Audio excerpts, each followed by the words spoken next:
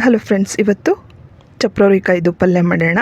ಅದಕ್ಕೆ ಈ ರೀತಿ ತುಂಬನ್ನು ಕಟ್ ಮಾಡಿ ನಾರಿನಂಶ ತೆಗೆದು ಈ ರೀತಿ ಓಪನ್ ಮಾಡಿ ಕಟ್ ಮಾಡಿ ಹಾಕ್ಕೊಳ್ಳೋಣ. ಯಾಕೆ ಓಪನ್ ಮಾಡಿ ಕಟ್ ಮಾಡಬೇಕು ಅಂದರೆ ಇದರಲ್ಲಿ ಹುಳ ಜಾಸ್ತಿ ಇರುತ್ತೆ. ಅದರಿಂದ ಪ್ರತಿ ಸರಿನೂ ಈ ರೀತಿಯಾಗಿ ಓಪನ್ ಮಾಡಿ ನಂತರ ಕಟ್ ಮಾಡಿ ಹಾಕ್ಕೊಳ್ಳಿ.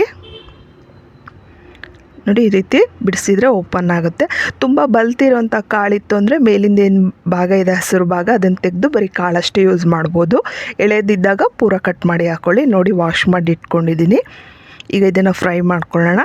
ಒಂದು ಬಾಣಲೆಗೆ ಒಂದು ಚಮಚದಷ್ಟು ಆಯಿಲ್ ಹಾಕ್ಕೊಂಡು ಇದನ್ನು ಚೆನ್ನಾಗಿ ರೋಸ್ಟ್ ಮಾಡ್ಕೊಳ್ಳೋಣ, ಫ್ರೈ ಮಾಡ್ಕೊಳ್ಳೋಣ. ನೀವು ಬೇಕು ಅಂದರೆ ಇದಕ್ಕೆ ಒಂದು ಅರ್ಧ ಚಮಚದಷ್ಟು ಅರಿಶಿನ ಹಾಕ್ಬೋದು. ಅರಿಶಿನ ಹಾಕಿದರೆ ಏನಾಗುತ್ತೆ ಅಂದರೆ ಇದ್ರದ್ದು ಕಲರು ಇದೇ ರೀತಿ ಆಗಿರುತ್ತೆ. ಅರಿಶಿನ ಆಪ್ಷನಲ್ಲು ಬೇಕು ಅಂದರೆ ಹಾಕ್ಕೊಳ್ಳಿ, ಬೇಡ ಅಂದರೆ ನೀವು ಆಮೇಲೆ ಪಲ್ಯ ಮಾಡುವಾಗಲೇ ಹಾಕ್ಕೊಳ್ಬೋದು. ನಾನು ಹಾಕ್ಕೊಳ್ತಾ ಇದ್ದೀನಿ. ಚೆನ್ನಾಗಿ ಫ್ರೈ ಮಾಡ್ಕೊಂಡ ನಂತರ ಈಗ ಒಂದು ಬಾಣಲೆಗೆ ಒಂದು 2-3 ಚಮಚದಷ್ಟು ನೀವು ಅಡುಗೆಗೆ ಯಾವ ಎಣ್ಣೆ ಉಪಯೋಗಿಸ್ತೀರೋ ಆ ಆಯಿಲ್ನ ಹಾಕ್ಕೊಳ್ಳಿ. ಎಣ್ಣೆ ಕಾದ ನಂತರ ಇದಕ್ಕೆ 1 ಚಮಚದಷ್ಟು ಸಾಸಿವೆ, ಒಂದು ಅರ್ಧ ಚಮಚದಷ್ಟು ಜೀರಿಗೆ ಹಾಕ್ಕೊಳ್ಳೋಣ. ಹಾಗೆ ಸ್ವಲ್ಪ ಕರಿಬೇವು ಹಾಕ್ಕೊಳ್ಳೋಣ. ಹಾಗೆ 1 ಚಮಚದಷ್ಟು ತರಿಯಾಗಿ ಕುಟ್ಕೊಂಡಿರೋಂಥ ಶುಂಠಿ ಬೆಳ್ಳುಳ್ಳಿ ಹಾಕ್ಕೊಳ್ಳೋಣ. ನೀವು ಪೇಸ್ಟ್ ಕೂಡ ಯೂಸ್ ಮಾಡ್ಬೋದು.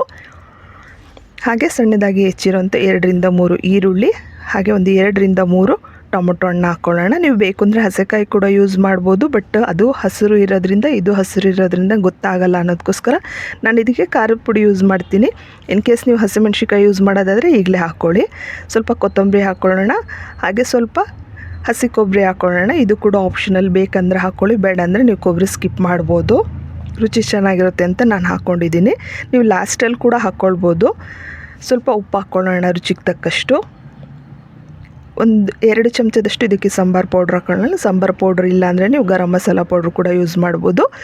ನಾನಿಲ್ಲಿ ಖಾರ ಪುಡಿ ಯೂಸ್ ಮಾಡ್ತಾಯಿದ್ದೀನಿ 1 ಚಮಚದಷ್ಟು. ಚೆನ್ನಾಗಿ ಮಿಕ್ಸ್ ಮಾಡ್ಕೊಳ್ಳೋಣ. ಈಗ ಇದಕ್ಕೆ ನಾವು ಆವಾಗಲೇ ಏನು ರೋಸ್ಟ್ ಮಾಡಿ ಇಟ್ಕೊಂಡಿದ್ವಿ ಚಪ್ರವರಿಕಾಯಿ, ಅದನ್ನು ಹಾಕ್ಕೊಳ್ಳೋಣ. ಇದನ್ನು ಆದಷ್ಟು ಡ್ರೈ ಆಗಿ ಮಾಡಿದರೆ ಚೆನ್ನಾಗಿ ಅನಿಸುತ್ತೆ, ಬಟ್ ನಿಮಗೆ ನೀರು ಬೇಕು ಅಂದರೆ ನೀವು ಜಾಸ್ತಿ ನೀರನ್ನ ಹಾಕ್ಕೊಳ್ಬೋದು. ನಾನಿಲ್ಲಿ ಡ್ರೈ ಆಗೇ ಮಾಡ್ತಾಯಿದ್ದೀನಿ. ಇದಕ್ಕೆ ನಾನು 1 ಚಮಚದಷ್ಟು ಗುರೆಳ್ಳು ಪೌಡ್ರ್ ಹಾಕ್ಕೊಳ್ತಿದ್ದೀನಿ. ಹುಚ್ಚೆಳ್ಳು ಅಂತ ಏನು ಹೇಳ್ತಾರೆ ಕೆಲವು ಕಡೆ, ಅದನ್ನು ನಿಮ್ಮ ಕಡೆ ಏನು ಹೇಳ್ತಾರೆ ನನಗೆ ಮೆಸೇಜಲ್ಲಿ ಹಾಕೋದನ್ನು ಮರಿಬೇಡಿ.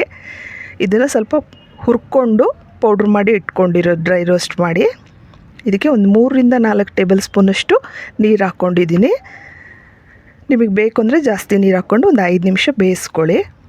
ನೋಡಿ, ನಮ್ಮದು ಚಪ್ರವರಿಕಾಯಿ ಪಲ್ಯ ರೆಡಿಯಾಗಿದೆ. ಇದು ಚಪಾತಿ ರೊಟ್ಟಿ ಜೊತೆ ತುಂಬ ಚೆನ್ನಾಗಿರುತ್ತೆ. ಖಂಡಿತ ಮನೇಲಿ ಟ್ರೈ ಮಾಡಿ. ರೆಸಿಪಿ ಹೇಗೆ ಬಂತು ಅಂತ ತಿಳಿಸೋದನ್ನು ಮರಿಬೇಡಿ. Thank you.